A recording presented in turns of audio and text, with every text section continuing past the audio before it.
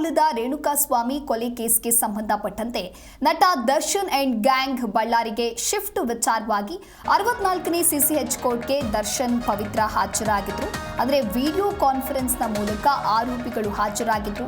7 ಆರೋಪಿಗಳು video ಕಾನ್ಫರೆನ್ಸ್ನಲ್ಲಿ ಹಾಜರಾಗಿದ್ದು September 9ಕ್ಕೆ ನಿಗದಿ ಮಾಡಿ ಸದ್ಯ ವಿಚಾರಣೆಯನ್ನ ಮುಂದೂಡಲಾಗಿದೆ. ಬೆಂಗಳೂರಿನ 64ನೇ ಸಿಸಿಎಚ್ ಕೋರ್ಟ್ನಿಂದ ಈ ರೀತಿಯಾದಂತಹ ಆದೇಶವನ್ನ ನೀಡಲಾಗಿದೆ. ನಟ ದರ್ಶನ್ ಅಂಡ್ ಗ್ಯಾಂಗ್ ಬಳ್ಳಾರಿಗೆ ಶಿಫ್ಟ್ ಆಗುವಂತ ವಿಚಾರಕ್ಕೆ ಸಂಬಂಧಪಟ್ಟಂತೆ 64ನೇ ಸಿಸಿಎಚ್ ಕೋರ್ಟ್ಗೆ ದರ್ಶನ್ ಪವಿತ್ರ ಹಾಜರಾಗಿರ್ತಾರೆ. ಅಂದರೆ ವಿಡಿಯೋ ಕಾನ್ಫರೆನ್ಸ್ನ ಮೂಲಕ ಆರೋಪಿಗಳು ಹಾಜರಾಗಿದ್ದು ಸೆಪ್ಟೆಂಬರ್ 9ಕ್ಕೆ ನಿಗದಿ ಮಾಡಿದಂತಹ ವಿಚಾರಣೆ ಮುಂದೂಡಲಾಗಿದೆ. ಬೆಂಗಳೂರಿನ 64ನೇ ಸಿಸಿಎಚ್ ಕೋರ್ಟ್ನಿಂದ ಆದೇಶ ನೀಡಲಾಗಿದೆ.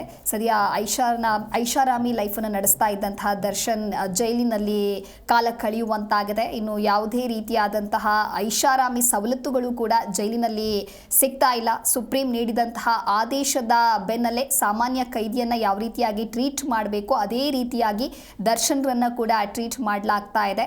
ಹಾಗೆ ನಟ ದರ್ಶನ್ ಅಂಡ್ ಗ್ಯಾಂಗ್ ಬಳ್ಳಾರಿಗೆ ಶಿಫ್ಟ್ ಮಾಡುವಂತ ವಿಚಾರಕ್ಕೆ ಸಂಬಂಧಪಟ್ಟಂತೆ ಬೆಂಗಳೂರಿನ 64ನೇ ಸಿಸಿಎಚ್ ಕೋರ್ಟ್ನಿಂದ ಈ ರೀತಿಯಾದಂತಹ ಆದೇಶವನ್ನ ನೀಡಲಾಗಿದೆ. ಇನ್ನು ರೇಣುಕಾಸ್ವಾಮಿ ಹತ್ಯೆ ಪ್ರಕರಣಕ್ಕೆ ಸಂಬಂಧಪಟ್ಟಂತೆ ನಟ ದರ್ಶನ್ ಮತ್ತು ಅವರ ಸಹ ಆರೋಪಿಗಳು ಸಲ್ಲಿಸಿದಂತಹ ಜೈಲು ವರ್ಗಾವಣೆ ಅರ್ಜಿಯ ವಿಚಾರಣೆಯನ್ನು ಸೆಷನ್ ಕೋರ್ಟ್ ಕೂಡ ಮುಂದೂಡಿದೆ.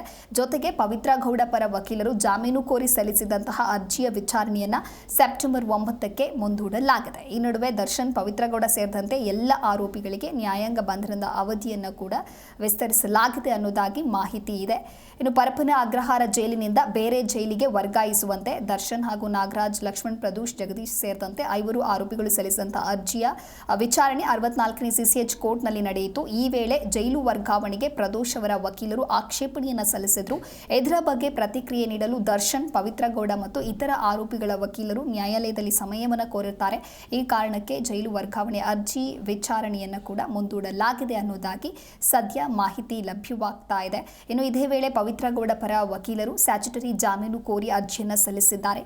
ಚಾರ್ಜ್ ಶೀಟ್ ಅನ್ನು ಸಿಆರ್ಪಿಸಿ ಅಡಿಯಲ್ಲಿ ಸಲ್ಲಿಸಲಾಗಿದ್ದು ಇನ್ನು ಹೊಸ ಕಾಯ್ದೆಯ ಅಡಿಯಲ್ಲಿ ಸಲ್ಲಿಸಿಲ್ಲ ಅಂತ ಹೇಳಿಯೂ ಕೂಡ ವಕೀಲ ಬಾಲನ್ ವಾದಿಸುತ್ತಾರೆ. ಈ ವಾದಕ್ಕೆ ಪ್ರತಿಕ್ರಿಯೆ ನೀಡಲು ವಕೀಲರು ಸಮಯ ಕೋರಿದ್ದರಿಂದ ನ್ಯಾಯಾಲಯ ಈ ಜಾಮೀನು ಅರ್ಜಿಯ ವಿಚಾರಣೆಯನ್ನ ಸೆಪ್ಟೆಂಬರ್ 9ಕ್ಕೆ ಮುಂದೂಡಲಾಗಿದೆ ಅನ್ನೋದು ಕೂಡ ಗೊತ್ತಾಗ್ತಾ ಇದೆ. ಅಂದರೆ ಬೆಂಗಳೂರಿನ 64ನೇ ಸಿಸಿಎಚ್ ಕೋರ್ಟ್ನಿಂದ ಬಂದಂತಹ ಆದೇಶ ಇದು.